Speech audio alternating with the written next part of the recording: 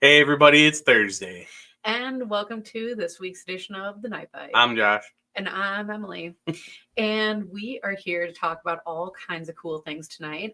But we always start with a fishing report. And we had an interesting weekend. I guess we were not able to go out Saturday like sometimes we do.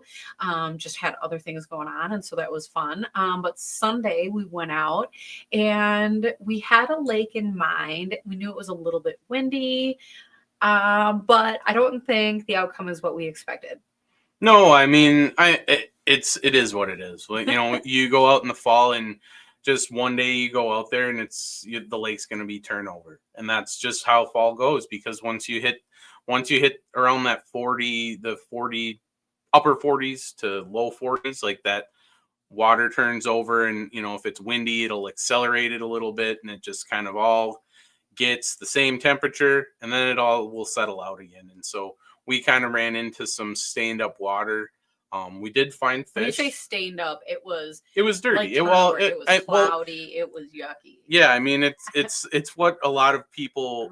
It's what a lot of people in the Midwest are used to fishing. But for us in north central northern Wisconsin, a lot of our water is clear, or it can be like coffee colored, but still clear. And when this turnover happens, it really muddies it up a bunch, and the fish aren't used to it, right? And so we did find fish. We had the AquaView, we had the forward-facing sonar, and we kind of used those two. We found some fish, and the fish they were just sitting still. And so we couldn't get anything to bite. We had a couple follows. I may have caught one little crappie at some point, just by blind luck, but then we just couldn't hack it anymore. It was really windy. The bite was terrible, so we pulled the boat and went somewhere else. I was going to say a shocking turn of events because we almost never do that. And it's funny because when we're on the show and we'll talk about like, hey, try it, or it's an option, or if your bite's not on, go somewhere else. And so in this case, I guess we did take our own advice. And you know what happened? We found the bite. And it was like night and day. We were able to go to a much smaller lake. We found a place where we were like in some little alcoves and out of the wind a little bit. And so I think we warmed up. But the fish must have been warmed up because once we found them, they were eating. And it did take us a minute to kind of locate them. But once we put it all together, that it happened. Yeah, I think the water was just a tad bit warmer there. That lake hadn't turned over quite yet. I think just because, like you said, it's a lot less wind affected, so that water temperature really has to get closer or under what the bottom temperature is for it to flip. Those bigger lakes, they tend to turn over a little earlier because you get that wind effect. It starts rolling the water, and if it's closer, you'll get that stuff to turn over a little bit faster. But hopefully it's been a week, and hopefully it's been cleared up so we can get back up there. Because you're confusing lakes. You mean the first one? You're just so excited. You're on one track, and that's all right. Sometimes people have fall goals, or they want to check places before winter, this or that, and so I think that's one of these cases. We are planning for winter in this case, so it's hard not to be excited. But with that, our water temperatures, gosh, do you even remember what they were? Yeah, they were 48. They were mid to upper 40s. Yeah. And so I do think with this cold weather that we've had, I mean, some nice days mixed in, right? But some really cold nights, some freezing nights even up here. And so I imagine that water temperature is going to continue to come down a little bit. I've not seen any frost or freeze on the lakes or waterways at all yet, but definitely coming, more to come. Yeah. So with that, we actually have a few products that kind of, I guess, cross the line between open water and ice. And so this is a perfect time to be talking about some of this. But let's welcome our guest in. So Tom, thanks so much for being here. Thanks for having me, guys. Yeah. So for people who are maybe just meeting you for the first time tonight, can you introduce yourself and tell us a little bit about yourself? My name is Tom Kobza. I own TKI CNC. We are located in Billings, Montana. We are a full-service CNC machine shop. We build predominantly our own product lines. We actually do a lot of snowmobile parts. And then 5 or 6 years ago, we got into the fishing side. I've got a little obsession with walleye fishing, and my wife's famous words are, if you don't like it, you should just build it better. And I'm starting to kind of dislike that because, yeah, we've definitely got a lot of new parts and a lot of new products here the last couple of years. So. And I want to say that actually we met at one of the ice shows, which is kind of a cool connection. Yeah. And I think that at that Chris. point you were kind of just breaking into the fishing world because you said like you have a background kind of in snowmobiles, but you're a fisherman. And I think we always love to find products that are made by fishermen for fishermen. No, for sure. We did. We met in Sioux Falls, which ironically we leave next Wednesday to go to that show. So yeah, we're pretty excited to head back over there. There's not a whole lot of shows in that area. So it's definitely a show that we like to go to, talk to all of our open water customers and people that are using our ice fishing and open water products. So it's a great show. Well, and this is great timing that you have some products for each season. So I guess where do we start this evening? Where do we start tonight? Oh man, we've actually got we've made some changes to our new our ice shuttle in the past. We've added a few things, deleted a few things. So we've got a newer version of an ice shuttle coming. And then as you can see in the background, the Ion Ice Auger. I was fortunate enough to take a trip up to Canada last year to go to Last Mountain. And we found out there was a little insert in the end of the ice augers that would constantly break. So after about 3 ice augers in 2 days, we come up with a fix for that. And then we've got some new cool products for open water as well. That's cool that you could be a part of actually all of that. And so you were talking about shuttles. I'm always interested in that. And I think this is the time of the year where people start thinking about those and pulling out ice gear and setting up. So I think, are you so for it? Well, first of all, I just want to say, like Tom said, he builds a lot of snowmobile parts, and like your name in the snowmobile industry is like actually pretty big because you make some pretty cool parts that like soup up some of those mountain sleds. Yep. So if you are into snowmobiling, like definitely also check this out. But if you're there for the fishing stuff, don't be scared away by the opening page here, because you just have to go to the category and you have to go to marine. You do have the subcategories there for marine, but I just like to click on the marine because you got that awesome pike picture, because we all know that you love catching pike. Oh, I love pike. Let me tell you. You have all the little things here. So if you're going through the website, just hit the marine, then you can pick what you're looking for. So Emily wanted to look at shuttles. Yeah, so we've got the 2 different sizes of shuttles. We've got the deluxe and then the small. And the deluxe is definitely for big graphs and big batteries. We've actually got some guys that will take like their 15 and 16-inch graphs off their boats. You know, if they're using them in an ice house or a real house or whatever, they work great. But by far our favorite and the one that we sell the most of is the standard size shuttle.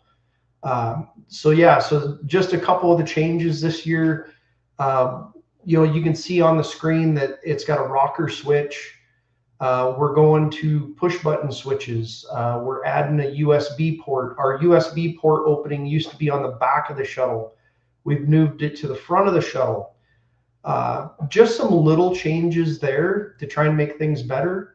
And then we had a lot of people ask about, like your reel houses or like Wheelcraft or Snow Bear. We actually have a really slick new product that will fit into the port openings on the floor of those that our open water pole slides right into. So now you don't need a tripod. If you're constantly fishing out of one of those and there's no reason for a tripod, now we have one that the live pole slides right into, and and it fits and works perfectly together. That's awesome. That is actually because if anybody out there has ever fished out of, like you said, like a snow bear or something, or if you've fished out of an ice shack, that space is a premium, and so getting that little bit of extra space back from not having to have the legs of the tripod out, that's pretty huge. Yep, for sure. Yeah, so Emily and I have the small ice shuttle, so we'll be putting our stuff, putting it back together from the open water season.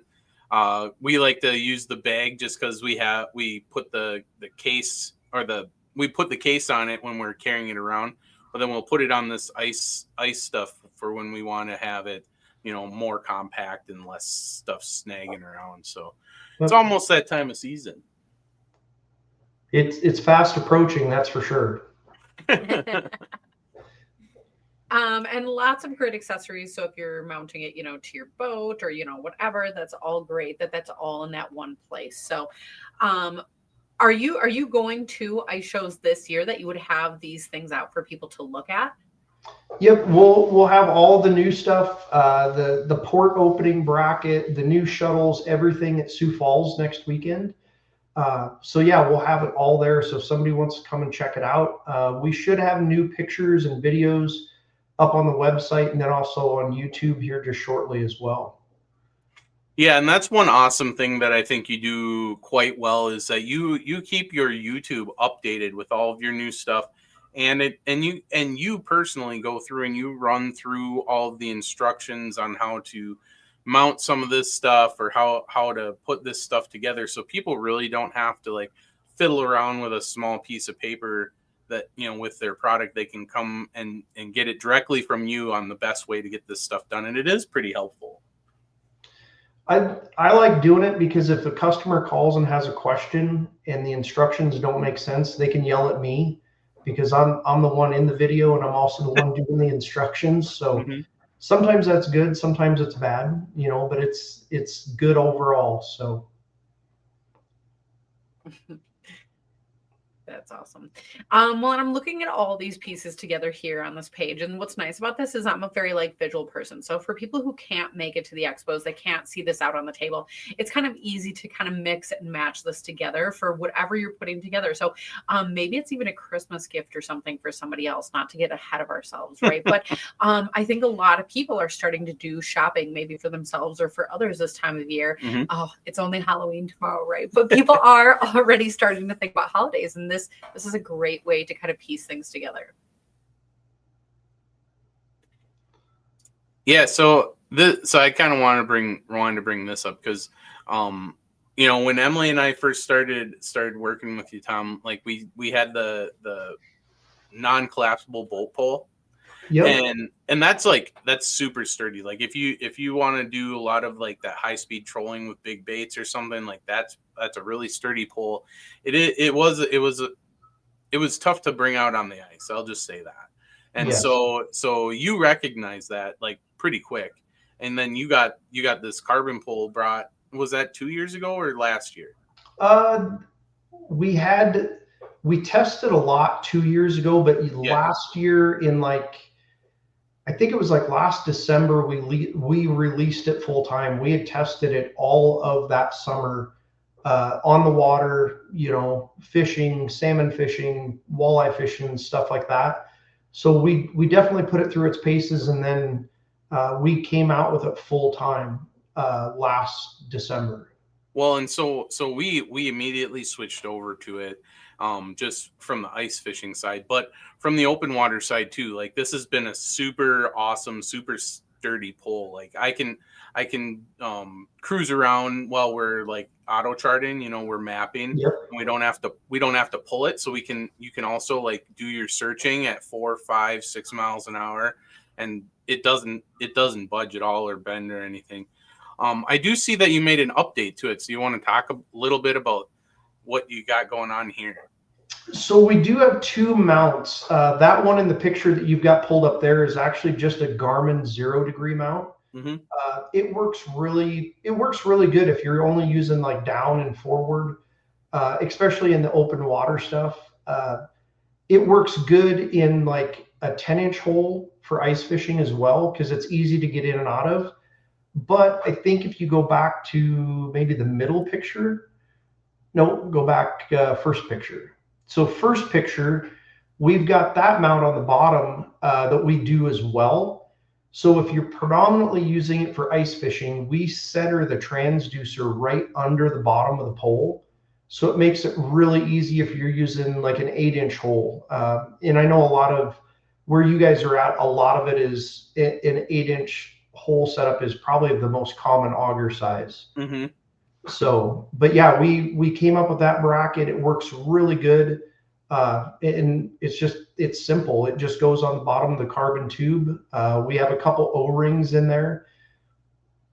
So it's just a friction fit. So you hit it hard enough, yes, it will come off, but you're going to have to hit it pretty hard to get it to move. Yeah, and it's not like it's going to like fall off and be devastating to your day, because you can pop it back on. Your transducer's not going to go anywhere. It's connected through through the cable, obviously. Yep. And the cool part about your system is that you run the cable right through the bottom of the pole, so you can kind of see it there. And so like you said, with this mount, it's kind of nice because that cable comes right down to your transducer, and there's a lot less stress on the cable, I feel like. Yep. And obviously you guys had the aluminum pole where we had the notch in the side of the pole. And that was one of the big selling features of just having the cables run up the center of the pole. Cable management is such a big thing.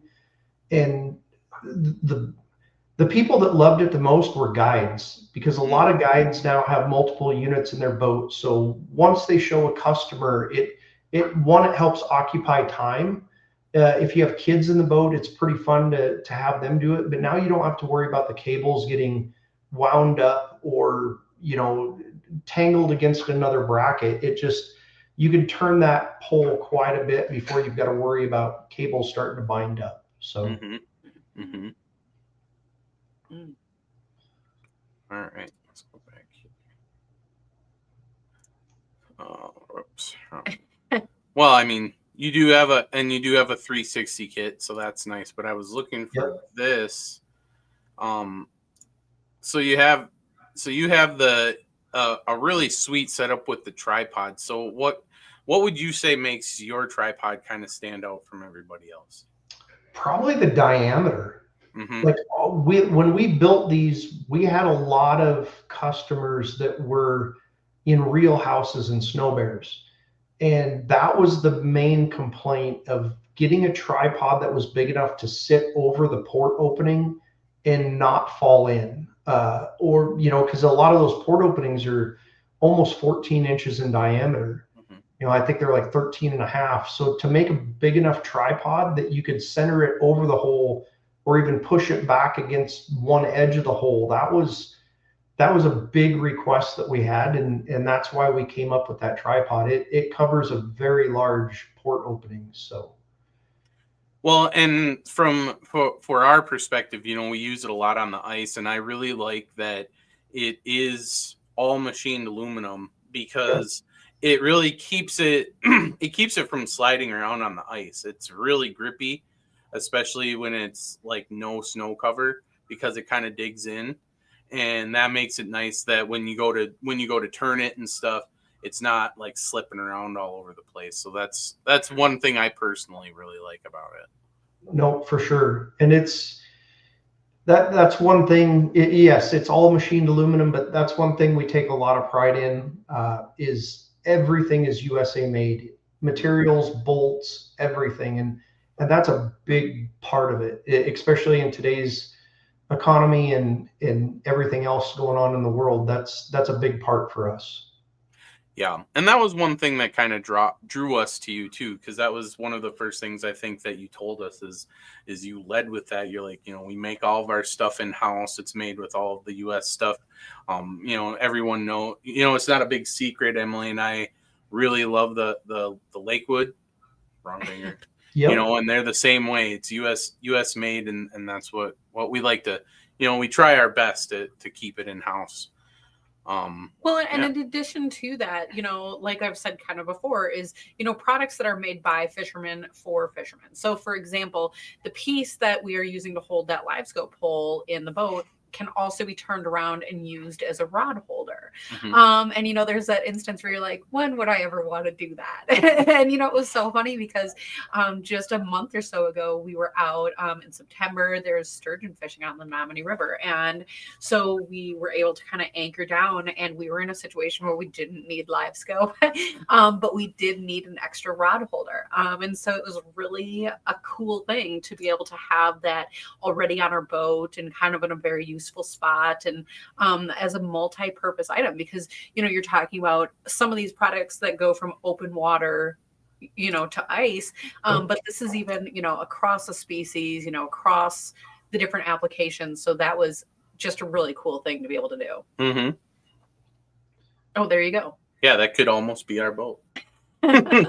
No, we actually have so you have it mounted to one of the round rails here, but we actually have an Alumacraft, which has the Alumatrack on it. And so we have the Alumatrack mount, and yeah, it doesn't budge at all. And like Emily said, it's really nice having the ability to have a live scope pole holder that also doubles as a rod holder, because that just adds to the versatility. And you know, we can move. We talk a lot about versatility on the show, and when you can move stuff from season to season, it really makes those dollars go a lot further, because you're not having to double up on everything. No, and that's part of, like you said, Emily, that's the nice part, is it's not just somebody designing parts. Like, I feel like I've got a pretty good handle, and we really talk to our customers and listen to our customers. You know, if there's something they don't like, we look at changing it or making it better. And so we try and keep everything really modular. So one part that we may use on that pole, we're also using on other fishing products. So one, it cuts down on cost and helps us, but it also helps the customer. So if they buy it, they're like, oh, this is the same part on this rod holder as it is on the live pole as well. So it makes it very universal.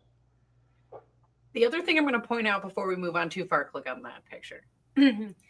I think people who have live scope already know what we're talking about here. But you had pointed out the durability, or I guess the stability of this. And that's the thing, is that's why I said people who have live scope, they know what we're talking about, right? When you're trolling around a good enough clip, you know, these musky anglers, these walleye anglers, and they're scanning the bottom as they're trolling along. If you do not have a sturdy product here, you will have a lot of wiggle. You'll have, I don't know, a lot of movement. That's going to affect your graphs and how it reads.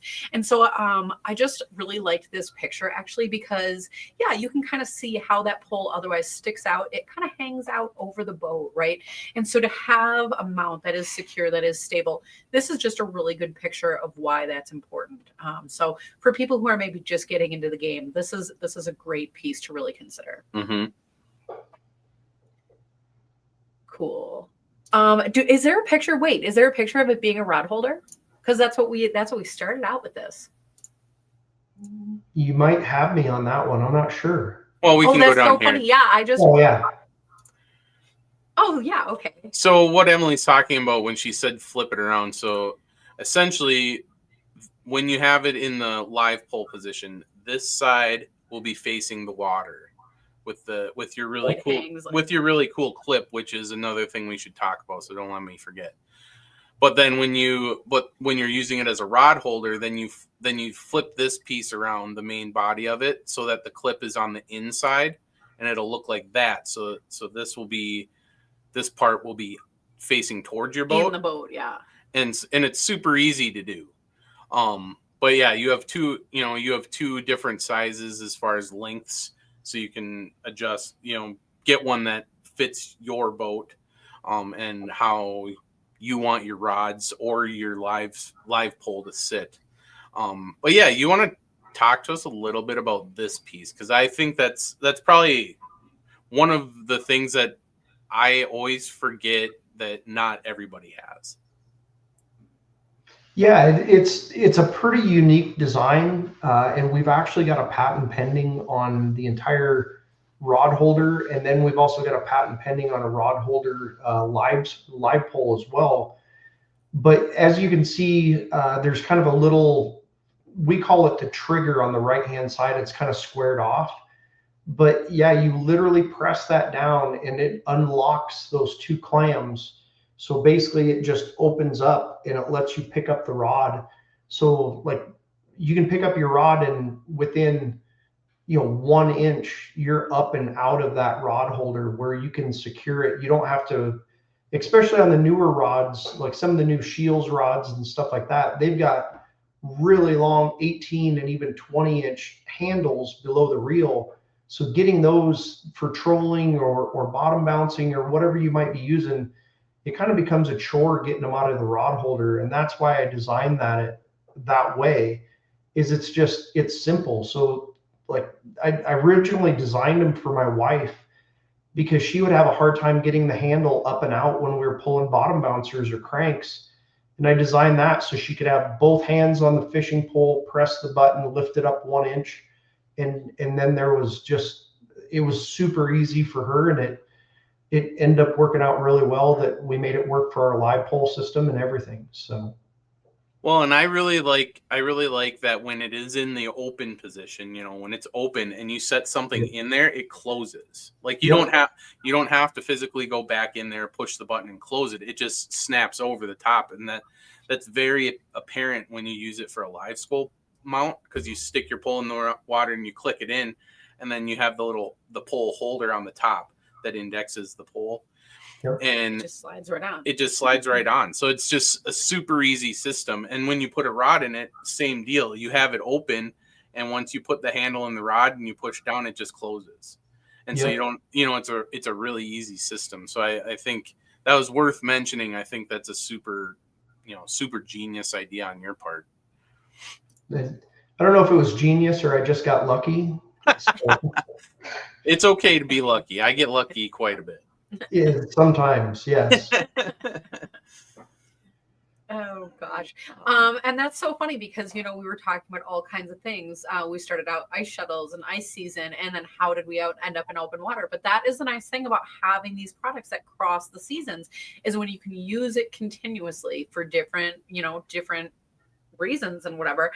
That's great. So I know we're gonna take ours off the boat, and well, I guess not really take it off the boat, but I guess this is where I just get back to thinking ice season. So what else do we have that we want to talk about? Looks like you're scrolling around here. Yeah, I'm just looking at. I mean, one of the best things that you have going on your website, Tom, is that you not only have the full kits, but you have the ability to purchase individual parts to build your kit over time, or you can buy it all at once, or you can buy parts from one kit and then match it with a different kit if you want, to adjust for what you want. So I think that's really cool. You want to talk to us a little bit about these remote brackets and kind of like where that kind of came from? That remote right there that you have on the screen, Minn Kota came with that, probably 6 years ago, I think. And I love the remote, but the bad part is, obviously, as you guys know, during the summer, you wear your really light, like Huck fishing shirts or FXR. I love my FXR stuff. And if that screen would turn and touch your shirt, you were stowing a trolling motor, or you were turning left, or you were doing whatever, because it's a touch screen. And so what I came up with was this little bracket that we use a binocular harness, and that little plate attaches to the back of the remote, and now it hangs right there on your chest. Like it isn't, you can lean over, and yes, the remote swings, but it's not getting caught around your neck. And it always seems like when you have a remote around your neck, if it's going to get caught on something, 100% it's going to get tangled up. Mm-hmm. But the nice part about it is now you don't have that lanyard around your neck, wearing, on your shirt line or anything like that. Now you're using your shoulders to carry all of it. And after a while, like, you completely forget that you're wearing it. It's there. That's awesome. Yeah, that is so awesome. And that, that is one thing that I do notice a lot is the neck fatigue. When you're wearing that remote, it might not be so apparent, but then like you said, if you're leaning over and you're doing stuff and then all of a sudden it's in your way and you're like, oh, I got to take this off for a second. But then you're like, you go to put it back on and you're like, man, I really don't want to put that thing back on. So something like this is really helpful for that. Well, the other thing about it though is, I think of the instant, I'm lucky. Josh lets me be in the front of the boat and I don't usually drive. He has the trolling motor remote, right? Only one of us can really do that. So, but when you catch a fish and you have the remote and the boat's moving or the wind is blowing, it's always more than one thing going on at a time. And the most important thing is that boat control while you're trying to do fish control, right? And so when you have that remote and it's like flapping around or you're trying to grab it, sometimes I know it sounds so silly, but just a few seconds when you can pick it up and have that remote indexed, if you need to, anchor the boat or, chase after a fish, I don't know, whatever you're doing, right? But to have that ability to index that remote and control it, that's really important sometimes because otherwise, like you're saying, you're left fumbling around and that is just so silly. Mm-hmm. Mm-hmm. Yeah, and like you pointed out, like just getting tangled and like you said, Emily, you're trying to help net a fish or you're trying to get a fish out of a net and now your remote's hanging in the net with the fish. I mean, what could possibly go wrong, right? That's so funny. Well, and this is, we talked earlier in the show about going to the shows and expos, and this is a great example of why you want to cruise the website. Because if I was at an expo, I would maybe not know what that piece is, or I would assume it's part of something else, and I almost didn't realize, that could be kind of a cool item in itself, and so, shout out to you for I looked at this website before. I honestly never clicked on that. Well, and I know that we have some viewers down in the Milwaukee area over by Green Bay, and just wanted to point this out real quick. I know that the season's pretty much over, but for all you salmon and trout guys over on Michigan, they do have the tube style. I know how you guys all like your tube trees and all this stuff. So if this is something, if you're looking for something a little bit different, maybe switch up how your tree is sitting on your boat. This is probably a pretty good thing to take a look at because you can really adjust angles and stuff with this. And something just like that tube style holder, there's a pretty good chance that you're going to see a new style of rod holder and tube holder come next spring. Oh, nice. That's going to be really economical, 100% made in the USA, made out of aluminum as well. So it's awesome. So we've been working on a lot of fun projects, but yeah, I'm glad that you touched on that because there will be some new options coming for sure. So, well, and we were just chit chatting a little bit before the show, and when we started talking with you, you had a handful of fishing items, and you've really come out swinging, and like you said, you already have new ideas in the works for this coming spring and the following season. So this is by all means not all of the stuff that you might see on the website going forward. I should touch on this a little bit because a lot of times you have a hard time finding a way to mount it to your boat, whether that's the rod holder or your graphs. And you do have graph holders, to replace a lot of us use the ram mounts still. And so this is something Emily and I are looking into is the graph holders. But but as far as the mounting options, I mean, you have some really cool stuff here. So you have the flat mounts, but like I was saying earlier, like this is the Alumatrack mount that goes over our gunnel and clamps on, and it hasn't moved since I put it on there, which is awesome.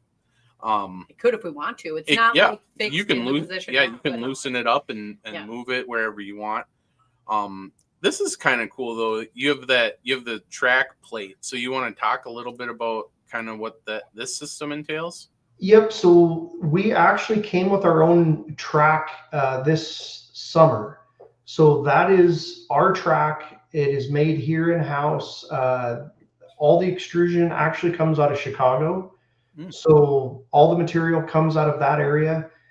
But there are some great vendors of track out there. But we had some boat manufacturers reach out to us, and they're like, we really want a little bit different track. And as you can see on the ends of the track, we actually have a beveled edge instead of a square edge. So now it's just one, I think it finishes better. It looks nicer. We hard anodize them. So for corrosion resistance, especially in salt water or some really hard areas where water is hard or it's just corrosive.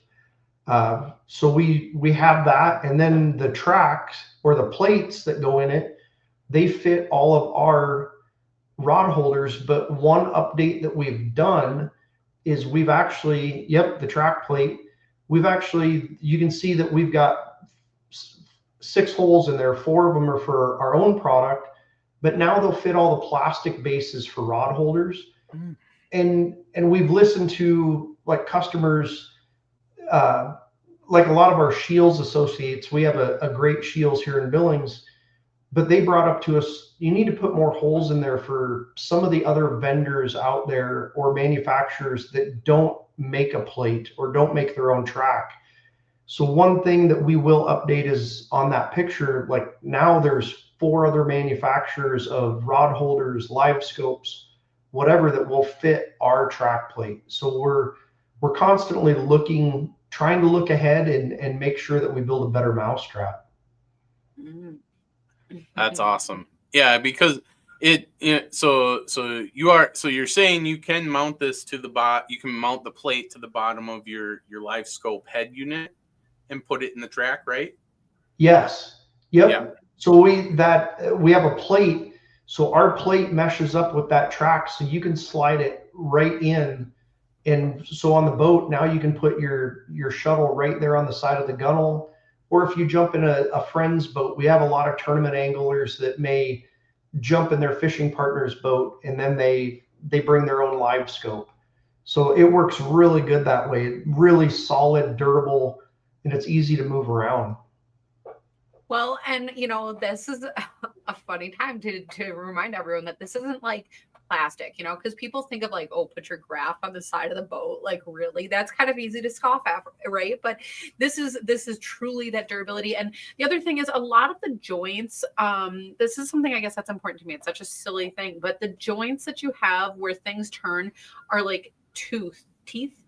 They like go together, and so because I'm not trying to bash a product at all, right? Our Ram mounts right now are at an age where maybe I have worn them out, right? And so what happens is it's just constantly sliding. And we've tried to fix this in all kinds of ways, right? And you just kind of refix it and move on, right? But we never, ever, ever have, our live scope move at all, and it's partially because all of those different fittings, there is no room for movement. It does not matter how long you have these products, if there's wear, if you're moving them all the time, because ultimately it just always will be sturdy. And so I know that is such a minor detail, but it's something that otherwise our Ram mounts, they really are doing, right? But and so that's just something that's so cool on this.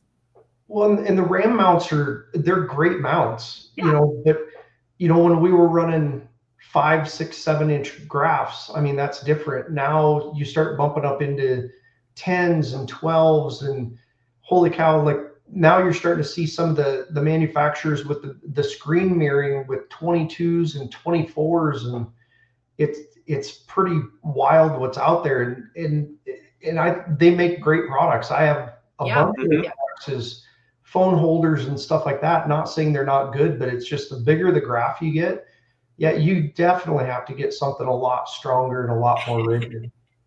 Yeah, I mean, like you said, it's more about pushing the limitations of the technology than it is a inferior project. Because, like you said, like you said, like it's great when you're using some of the smaller stuff. I have the Ram mounts on all my ice fishing stuff. It's like the 7s and the 5s, like you said, and that works awesome. But like when you're getting into that bigger stuff, you just need stuff that's not going to have so much torque on it, and that's where the problem comes in. And you know, when we're sitting there on a nice day and we're not moving, you know, it's fine. But when you're hitting waves and it's like that graph is constantly putting torque on that arm, it is nice to have something that indexes with the teeth, because there's nothing moving that. Yep, for sure. Cool.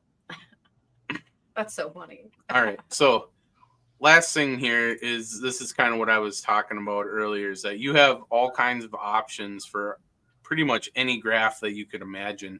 You even have a black box mounting plate. So I don't know what we can even talk about here. Just, you have everything for everything.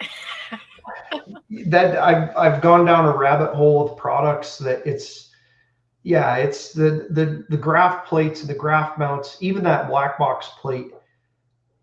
Most people don't think about where they want to mount their black box when they're working with a Garmin or a Lowrance. And that's a great picture right there. We came up with that a few years ago, and we mount our black box out right there. One, it helps keep it cool. Two, they are waterproof, so you don't have to worry about it. But now it's connecting or disconnecting a transducer. Now you don't have to fish the transducer cord back up through a hole in the side of the boat, out the bottom. It just makes it super simple and super easy. And now, like what we're seeing guys with, you know, multiple transducers. So they have a LVS 32 or a 34, even the new 62 XRs, that now all they've got to do is unplug it. So it takes 30 seconds to change over a transducer, and it just makes it super simple.